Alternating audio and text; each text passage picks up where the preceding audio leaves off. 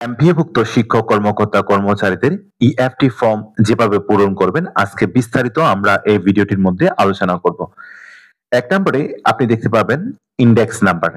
এখানে সংশ্লিষ্ট শিক্ষক কর্মচারীর ইন্ডেক্স নাম্বার দেখা যাবে। মনে রাখতে হবে ইন্ডেক্স নাম্বার পরিবর্তনযোগ্য নয়। ২ নম্বরে দেখা যাবে পেমেন্ট স্ট্যাটাস। এখানে সংশ্লিষ্ট শিক্ষক কর্মচারীরা যাবেন এবং পেমেন্ট স্ট্যাটাস দেখা যাবে, পেমেন্ট স্ট্যাটাস পরিবর্তনযোগ্য নয়। ৩ নম্বরে দেখা যাবে এমপ্লয়ি স্ট্যাটাস। শিক্ষক বা কর্মচারীর প্রতিষ্ঠানে কর্মরত এবং এমপিও এর অর্থ পাওয়ার যোগ্য হলে ওকে হবে এবং ওই শিক্ষক কর্মচারীর পদত্যাগ বা অবসর, মৃত্যু বা চাকরিচ্যুত বা অন্য যে কোনো কারণে প্রতিষ্ঠানে কর্মরত না থাকলে এবং এমপিও এর অর্থ পাওয়ার যোগ্য না হলে ওকে এর পরিবর্তে রিজাইন্ড বা ডিসমিসড, ডেড বা রিটায়ার্ড, যার ক্ষেত্রে যেটা প্রযোজ্য সেটা দিতে হবে। ৪ নম্বরে নেম এবং ইন ইংলিশ। নামটা অবশ্যই ইন ইংলিশে হতে হবে। এর ঘরে শিক্ষক কর্মচারীর সঠিক নাম ইংরেজিতে লিখতে হবে। শিক্ষক কর্মচারীগণের নাম, এসএসসি, দাখিল, সমমান সনদপত্র ও জাতীয় পরিচয়পত্রের নাম এবং ব্যাংক হিসাবের নাম একই রকম হতে হবে।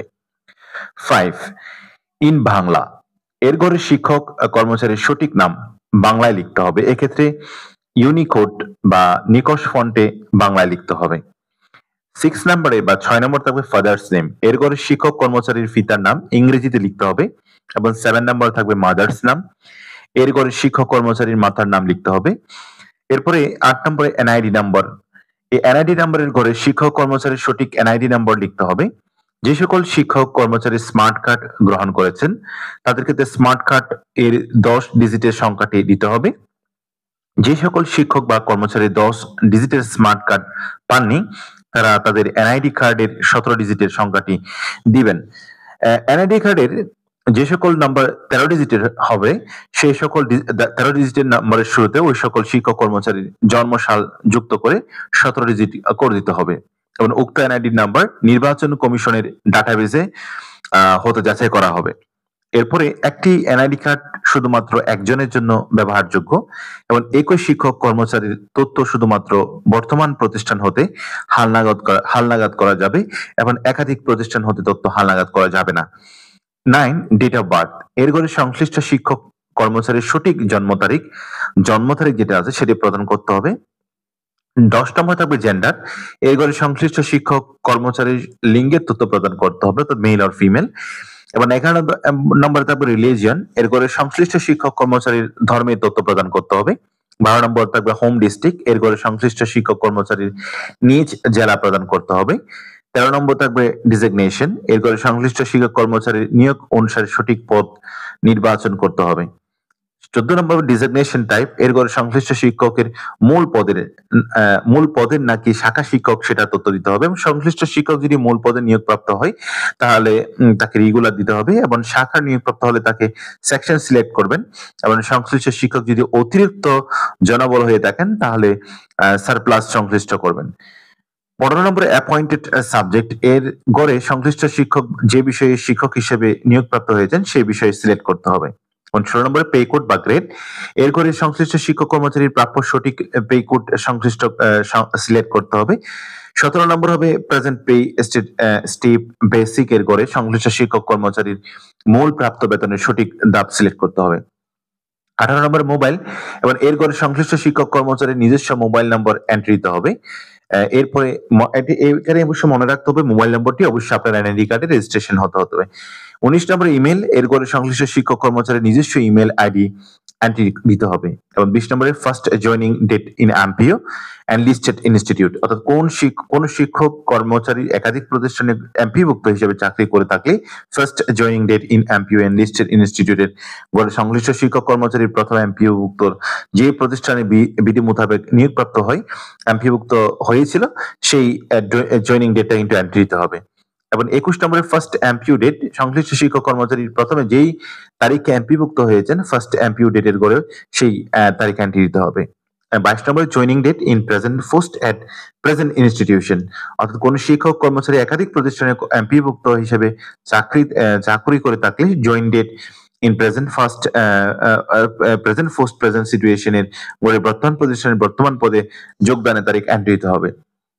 23 নম্বরে অ্যাম্পিউটেড in present post at present MPO institution অর্থাৎ পিআইজিটি শিক্ষক কর্মচারী একাধিক প্রতিষ্ঠানে এমপিভুক্ত হিসেবে চাকরি করে থাকলে অ্যাম্পিউটেড ইন প্রেজেন্ট এমপিও ইনস্টিটিউশনের করে বর্তমানে প্রতিষ্ঠানের বর্তমান পদে এমপিভুক্তির তারিখ এন্ট্রি দিতে হবে।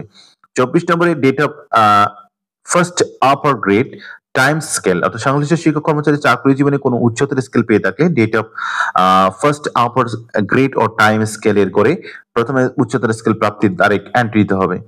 25 নম্বর date of second upper grade and time scale সংশ্লিষ্ট শিক্ষক কর্মচারী চাকরি একাধিক উচ্চতর স্কেল পেয়ে থাকলে date of second upper grade ও টাইম স্কেল এর করে দ্বিতীয় উচ্চতর প্রাপ্তির তারিখ এন্ট্রি দিতে হবে।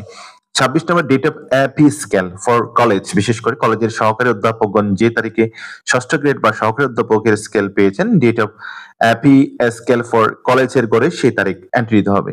27 নম্বর date of BEd scale for স্কুলের সহকারী শিক্ষকগণ যে তারিখে বিএড এর স্কেলের মাধ্যমে 10ম গ্রেড পেয়েছেন date of BEd scale for স্কুলের করে সেই তারিখ এন্ট্রি দিতে হবে। 28 নম্বরে ব্যাংক নেম সংশ্লিষ্ট শিক্ষক কর্মচারী এমপিও এর অর্থ প্রাপ্তির জন্য নিজস্ব ব্যাংক হিসাবে যে ব্যাংকের ব্যাংক নেম আছে সেই অপশনে সেই ব্যাংকের নাম সিলেক্ট করতে হবে।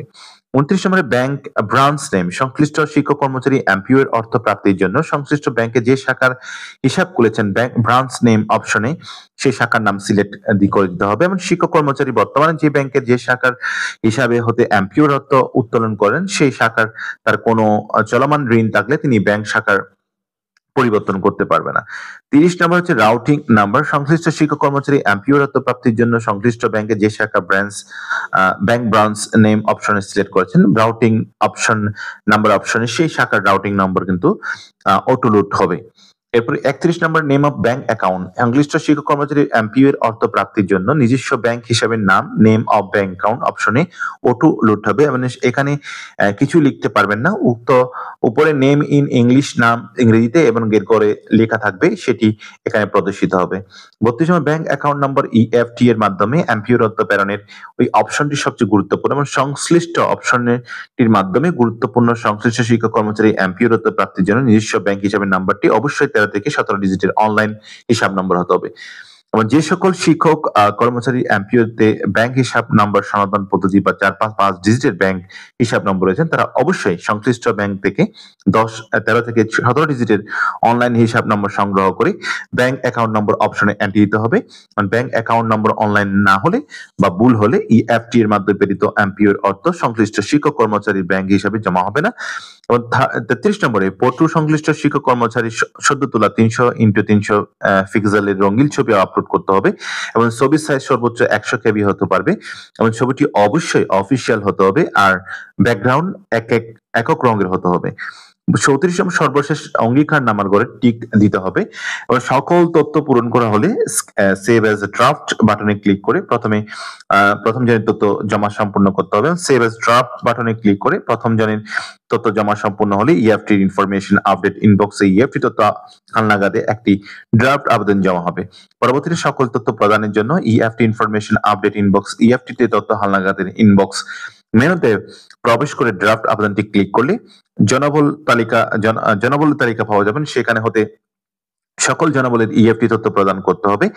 যার তথ্য প্রদান করা হবে তালিকার তার ইনবক্স বা ইন্ডেক্সের বাম পাশে আপডেটেড এর ঘরে টিক চিহ্ন দিতে হবে এবং সকল জনবল ইএফটি তথ্য প্রদান করা হলে সাবমিট বাটনে ক্লিক করে তথ্য জমা প্রক্রিয়া সম্পূর্ণ করতে হবে।